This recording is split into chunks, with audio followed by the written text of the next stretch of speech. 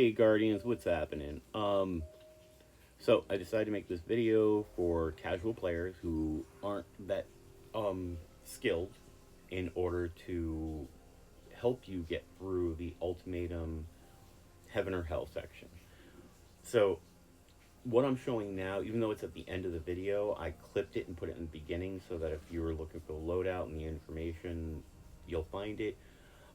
I love Witherhoard, my favorite gun in the whole game, except for the new sniper that just got released with the expansion. That is phenomenal. The Aramite is one of my top five fusion rifles, but it was lacking in this. I mean, 4 shots isn't too bad, but it ammo. That's all it's about. I was also using Abyssal Edge from the Nether with flash counter and hatchling. And because of strongholds and the artifacts and the Tomb of Want, that becomes very good. It becomes unbelievable. So, while before we even go in, one thing that I'm going to suggest to everybody: hit the enclave. Go into the practice area in the back room. Get full ammo. This way, you go into the event with full ammo. Saves a lot of time. Saves a lot of heartache. You don't have to search for public events or go to an area and try to get to the event before it closes. This is just easy. They give you free ammo. It's like having your own rally banner that costs nothing except for, travel. And you can see that it refills in a moment. It'll be my heavy and my special will replenish. You'll see it on the left, bottom left hand corner.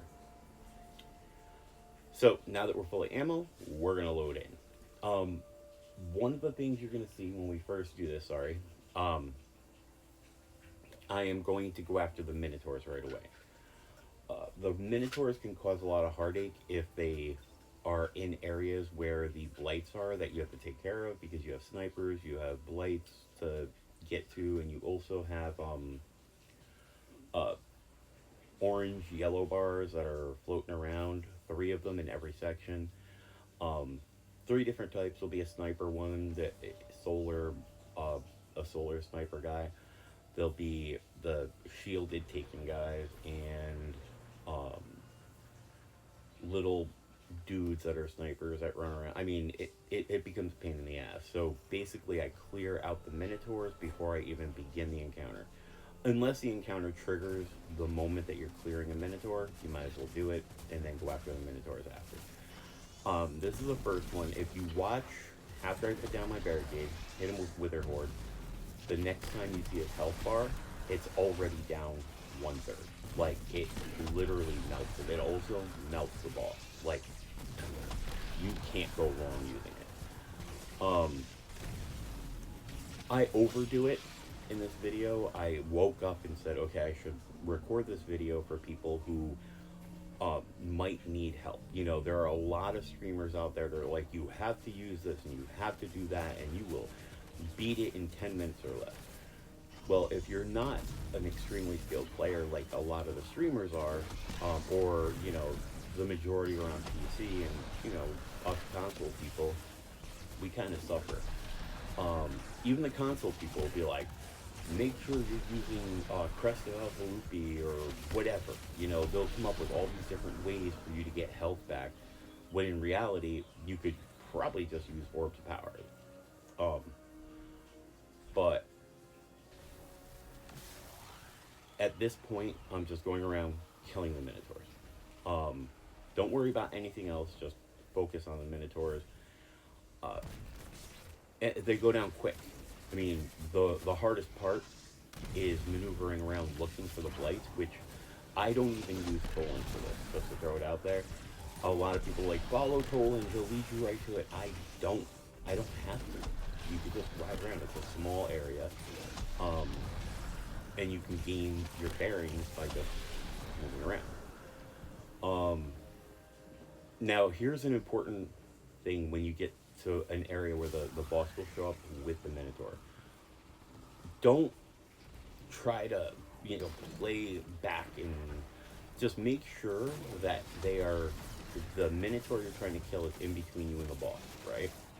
The boss will destroy your barricade, but if you position yourself so the boss can't shoot at you, they usually hold back, and you don't have to worry about it. You get to kill it. You always have to remember, with Abyssal Edge, with Flash Counter, you have to deflect damage at some point, and that'll help trigger your health regeneration. Restoration will kick in.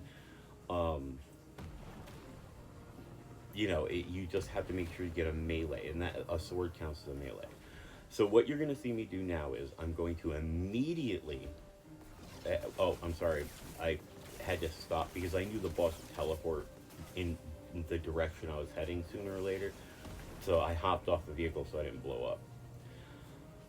So in a moment, because I've already covered this whole side, and I know there's only one area I didn't look at, I know where the blight fight is, right?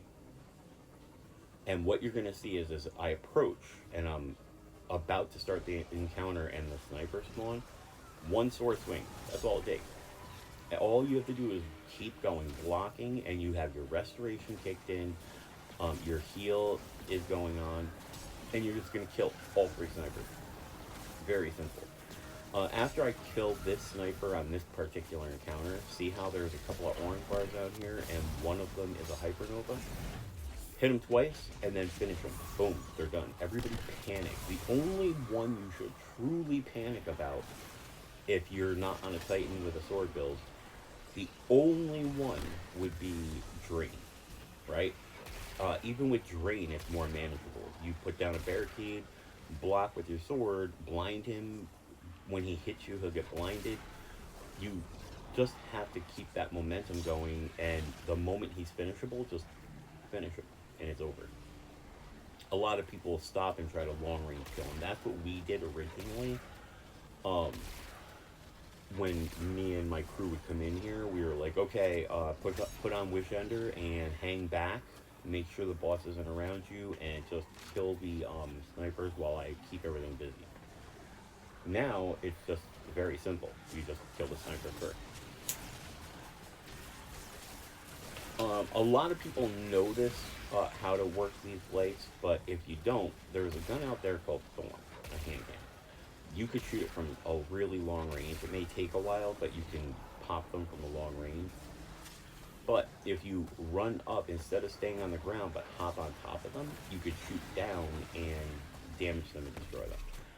So right now, I'm not doing anything special. I need special ammo, so I'm finishing them off. And the best, if I swing the sword one time, it'll kill these orange bars. They don't have a lot of hit points. But I block so that they whittle down their own health, or, you know, every hit does a little damage, and then I'll just finish them from there for the special ammo drop. But this one prick, this little fucker that's invisible, and he shoots void blast and then he spits fire, I strongly encourage everybody to go after him first. Don't fuck around, just kill him first. Makes it 10 times easier, because his fire will, if you can only block 180 degrees from straight ahead, so, you know, 90 left and right. You don't want to take the chance that you're going to spit fire behind you and it's just going to burn you from the back. So you could probably tell it's not as hard as people... It seems really difficult when you first come in, right? It took a few rounds for me to figure out how easily this could be done. And again, I'm going in, but this time I'm not going to hit the snipers. They're further away. This is the blight that's further out. But you see these fucking solar shielded bastards right here? They hit hard. Kill them quick. I drop my barricade and I only focus on them. Also, if you get them low enough, finish them for special ammo. When you're on the ground inside the blight, you're going to take damage. But you're like, why is your health bar always high? Because of the melee and the restoration and all that kicking in together. Basically, you could stand down there and kill stuff, but most of these things, they can't shoot. They don't shoot you, they melee you. So getting on top is probably, you know, the most beneficial thing to do.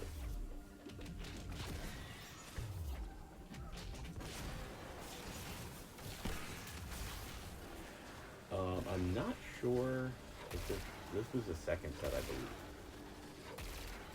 Now, as soon as I hit all 4 shots and it pops, I pull out my sword. You want your restoration to kick in, because a lot of stuff will start attacking you right away. So at this point, I'm heading over for the snipers, and I'm using the lay of the land to pick which snipers to go after first. Because if I went after the first one on the left, all 3 of them can shoot. But if I go after these 2, I have natural barriers of the land around. And that one's kind of hard to jump up to. Like, it was really weird, but I couldn't get up there on a couple rounds easily, so I hopped on top of a blight and jumped up there, and that changed the whole dynamic of this fight. So keep that in mind.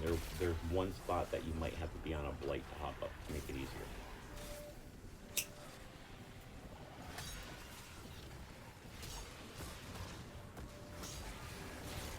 And right now, I'm just being very cautious. I'm not trying to rush anything, but I also want to make sure that I'm taking out that fire breather, because that dude is a pain in the ass.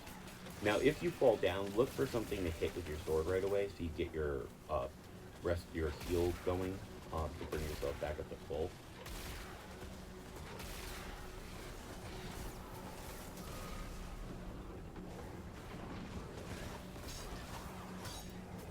And I'm just making sure I have myself healed up during this portion right here. Alright, on to the final one. I didn't watch where Tolan went, didn't care. Like I said, you could ride around pretty freely in here. I miss here, and it's kind of embarrassing. I should have edited it out just so I didn't look foolish. But hey, you get to see how a melee works without using your powered melee. A couple of punches, they die and you get healed to full.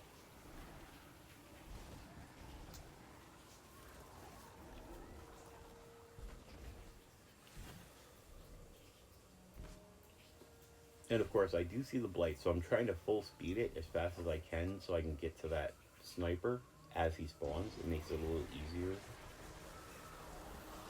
But I missed because I underestimated the jump. These guys with the shield can blast you all around the board.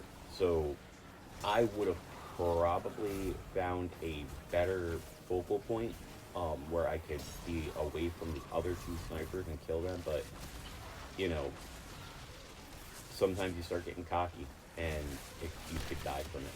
So I strongly encourage you not to play like me. I'm kind of I'll fail more than I succeed. I'll throw that out there, only because I'm like, okay, I know what I can do and I know how to do it, so I'm going to do it. I'm going to make it different. I'm going to do it different every time. Stick to one way. Like, once you get something down, stick to it. Makes it 10 times easier. Alright, and these are the final blights coming up. I know I'm going to have one of those fire spitters in a minute. And those hurt. Just throw it out there. So I go right after him. Like, I don't give up. Fuchsia. I just go and kick that motherfucker's ass. Alright. And of course, you get lucky and get ammo. Now, I tried something, and I thought it was working originally when I first started doing this. I dropped Witherhoard on top, and I'm like, oh wow, there's damage. But then I realized I was taking damage from it, and I was like, okay, not again. I don't want to take the chance of failing a run because I just keep dropping Witherhoard over and over. So there's my heal. Hop up on top, pop this little baby, get it out the way. I'm going to try to find a heal somewhere.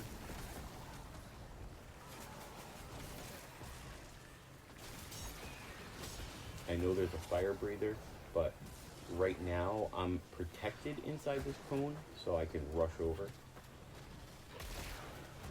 And I don't have much to worry about. Pull out my sword right away.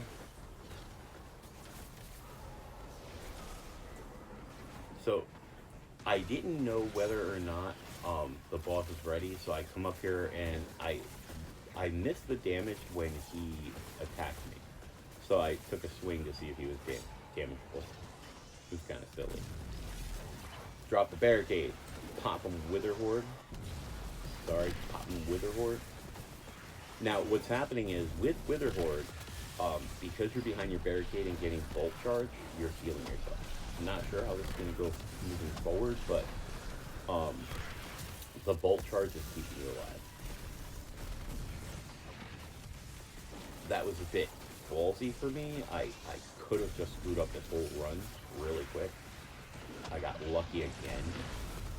I was counting on the bolt charge and it didn't go off right away. And there are multiple runs where I counted on the bolt charge and it didn't go. But look at the boss's health. He's already at half health. The super really doesn't do much to him. It does substantial damage, but it really isn't what's doing it. It's Witherhoard. And the bolt charge. And you can see it exponentially going down. Now, I almost screw up this super too. This is hilarious because honestly, I should have hit the ground and it should have been gone, and I would have just had to recover and Witherhoard him. But there's the grenade, and for some reason I couldn't go up, and luckily some of his minions just spawned, and I hit them and did damage to them as well. Now, at the end of this, after I go through the gear and everything, before I open it up to go through the gear, I'm going to hop on my vehicle and blow up. And what that does is it allows me to keep this checkpoint. A lot of people say, just go to orbit. I don't take that chance. I'd rather die and be... I mean, I have great ammo reserves right now. The only thing that's lacking is the fusion rifle. But as you saw, ammo's dropping all over. So I could just go look for it, pick it up, and then kill myself. But because it drops so frequently, I just blow myself up and I'll use Witherhoard straight through. I'm only using the fusion rifle to break the blades. But that's about all. Hope you enjoyed the video. I hope this helps. I hope it gives you an opportunity to get some Adept Weapons before the week is done. But I'll catch you next time on the next video. Thank you for watching. I appreciate everybody that views this. So again, thank you and have a great day.